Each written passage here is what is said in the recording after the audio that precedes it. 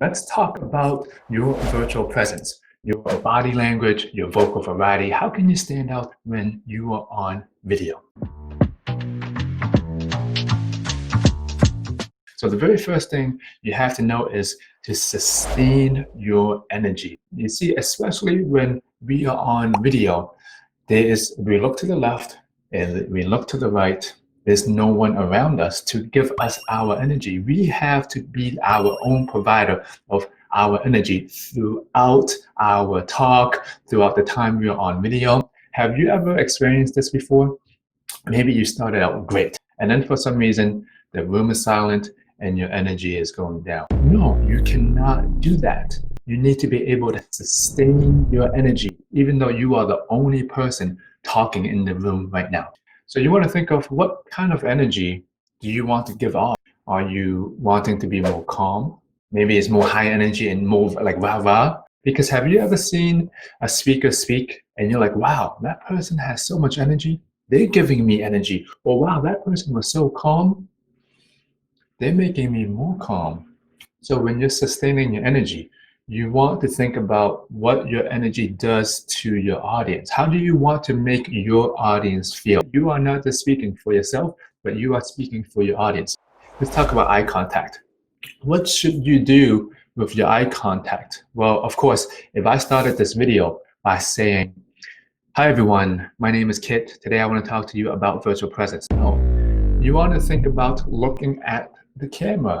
Your camera is the new eye contact, because when I look at this one camera, I'm also looking at you from your side of the screen. And you want to make your camera at eye level, because usually we usually have it down like this and it's just facing up. You know, most people, they put their laptop down and raise it up. Now, there's nothing bad with this. I'm just going to say it looks more professional when it is at eye level.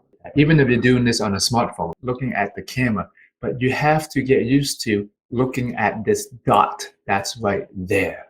You might be saying it feels awkward, it's strange, but actually, I said the same thing a few years ago, and it's absolutely normal to me now, looking at this camera. If you want to do a talking head video, what you want to do is, you see this amount of space, you want to have 1 to 2 inches from the top of your screen. So if you want to have a good talking head video, this might be a little bit too far.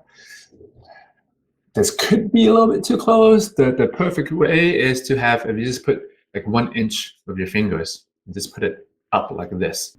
Hey, I have a quick question for you. Do you want to know what's holding your speaking back? Take the speaker assessment below to find out.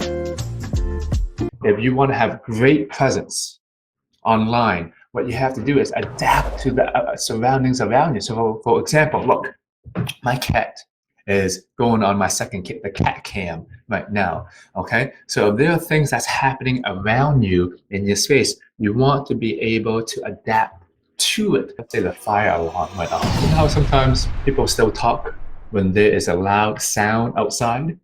They don't know how to react to what's going on because they're just thinking of, oh, I have to say these things that are in the back of my mind and I have to get them out. No, react to what's going on, because people can see it, people can hear it, and so it builds a stronger relationship with everyone. Did you know that most TED Talks that went viral, they have 2 times more body language than the ones that did not? Now, if your hand gestures are all over the place and people are telling you, it's too distracting, stop doing it, then you should definitely listen to them. But you do want to increase your rate of connecting with people by using your hand gestures. So you can even point to the camera. So let's say I'm asking you, what are you thinking about these tips right now? I would love to hear. Drop them in the comments below. You want to be able to not be afraid to use them. Don't be afraid, again, to point to the camera. When we are on video call nowadays, our face gets magnified. So you do have to be careful.